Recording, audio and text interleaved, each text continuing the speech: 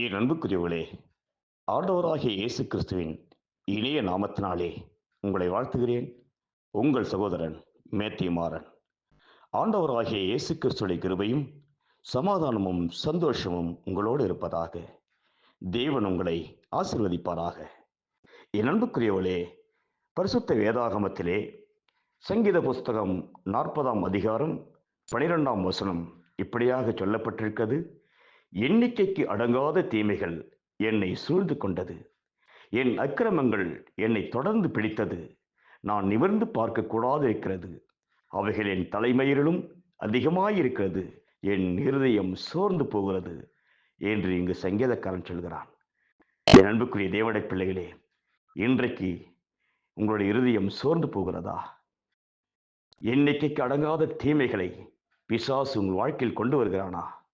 கவலைப்படாதீர்கள்.